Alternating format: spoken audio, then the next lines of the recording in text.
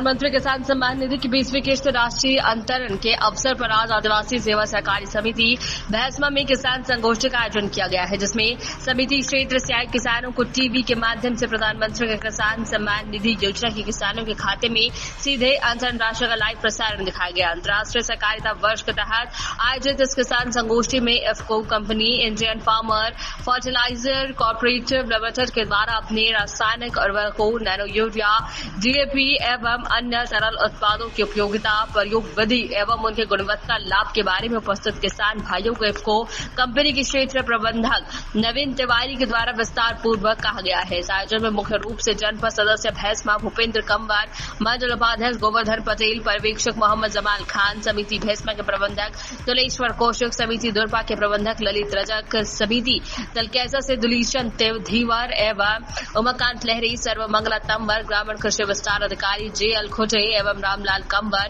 क्षेत्रीय किसान चमराज सिंह कंवर, योगेंद्र कौशिक, राजकुमारी एवं भारी संख्या में किसान उपस्थित। सर, अपन परिचय बताते हुए आज किसान सम्मान निधि 20वीं किस्त भैंसमा उपार्जन केंद्र में किसान संगोष्ठी कार्यक्रम आयोजन किए हुए हैं, तो आपके द्वारा किसानों को क्या संदेश दिया गया?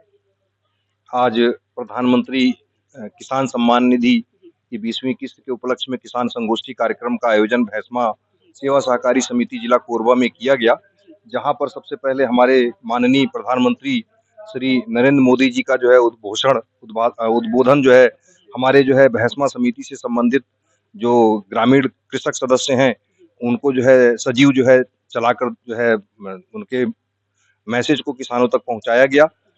साथ ही उपस्थित किसानों को जो कि आज के दौर की किसानों के लिए नई तकनीकी की खाद है नैनो यूरिया, नैनो डीएपी, इसके बारे में हमारे द्वारा विस्तृत रूप से किसानों को कैसे उपयोग करना है, कब उपयोग करना है, इससे क्या लाभ है तथा हमारे जो है पारंपरिक खाद से अब हमें क्या नुकसान हो रहा है, उसके बारे में हमने पूरा जो है विस्तृत जानकारी किसानों को उपलब्ध कराया।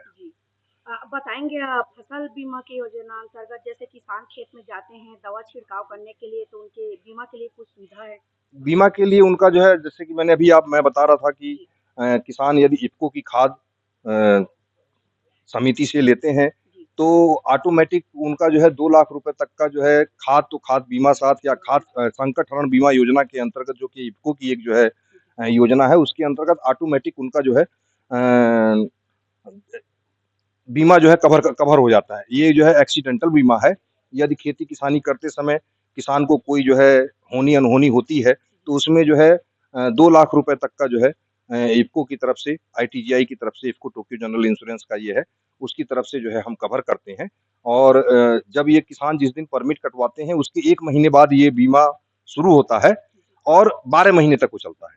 इसके बारे में भी किसानों को जानकारी दिया गया। अब पहले जो यूरिया का जो उन लोग छींच रहे थे अपने खेत में, तो अभी आया है, तो इनकी क्या क्या महत्व विशेषता बताएं? देखिए, जो पहले पारंपरिक जो यूरिया ये लोग दानेदार यूरिया का उपयोग कर रहे थे, उसमें शुरू में तो ठीक था कि हमको अपनी बढ़ती हुई जनसंख्या की पूर्ति के लिए खाद्यान्न आपूर्ति करना था और उस टाइम हमारे लोग कम जो है मात्रा में रासायनिक खाद का उपयोग करते थे या नहीं के बराबर करते थे। लेकिन वो जो बीज जो है बाहर से मंगाया गया उन्नत किस्म का, उसकी जो है खुराक की पूर्ति करने के लिए हरित क्रांति के रूप में जो है जो अभियान चलाया गया था, उस दौरान रासायनिक जो है खादों का चलन बढ़ा।